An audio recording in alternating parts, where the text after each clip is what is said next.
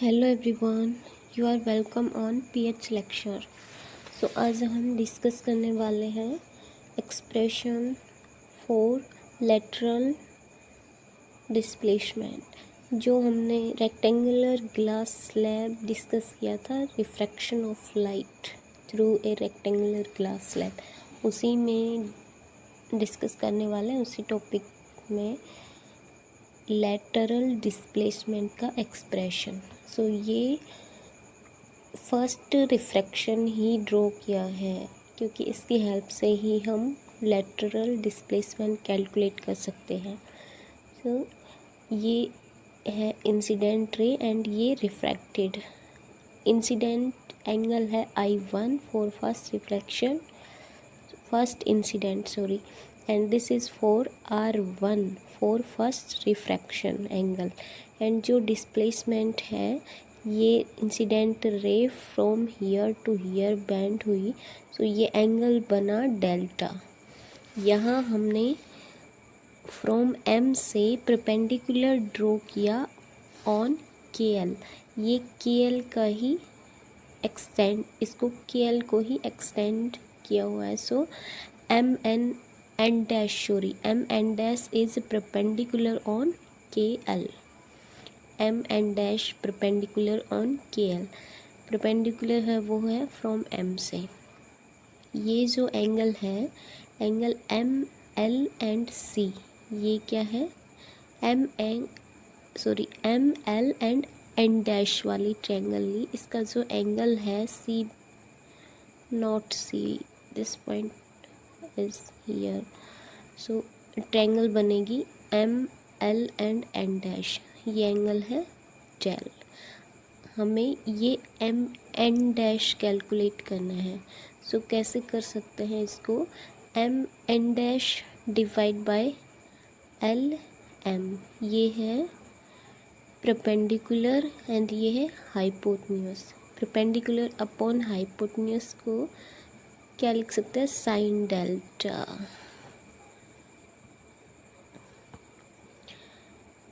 Now we will move on next page। ये कौन सी triangle ली हमने, triangle LMN dash and sine delta equal to MN dash divide by LM, perpendicular upon hypotenuse. So हमें calculate करना है MN dash.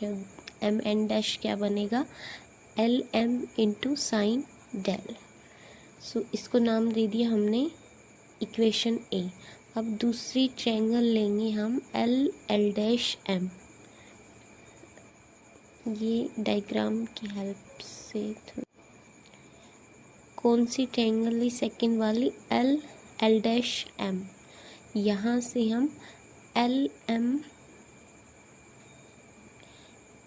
Calculate करेंगे and LM calculate करने के बाद जो MN डैश वाली जो इक्वेशन आई हमारे पास, इक्वेशन A, उसमें यूज़ करने वाले हैं।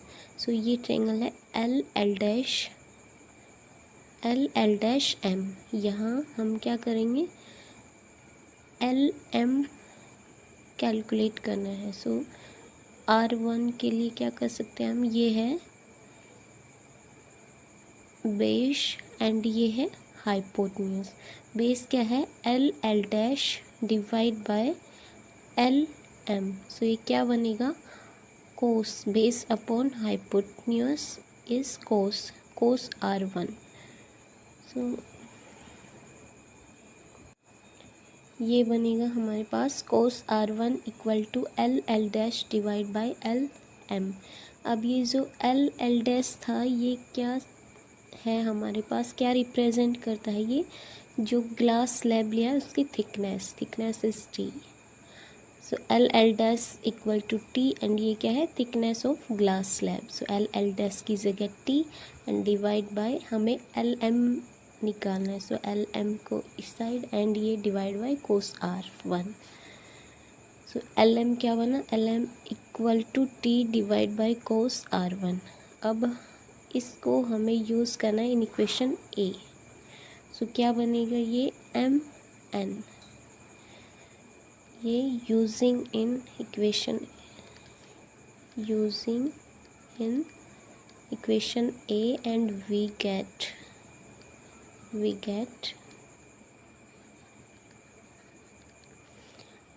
m n dash equal to L M की जगह ये t divide by cos R1 into sine del.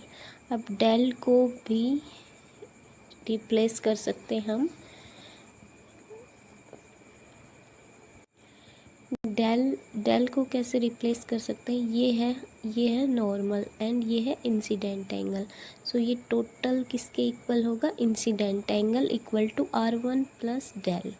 R1 incident first equal to R1 plus del. So यहाँ से हमें डेल निकालना है। So del equal to I1 minus R1। अब sign में जो डेल है उसकी जगह I1 माइनस R। ये था हमारे पास m N dash equal to t divide by cos R1 and ये साइन डेल की जगह हमने यूज़ कर दिया I1 माइनस R1। सो ये किसके प्रोपोर्शनल है?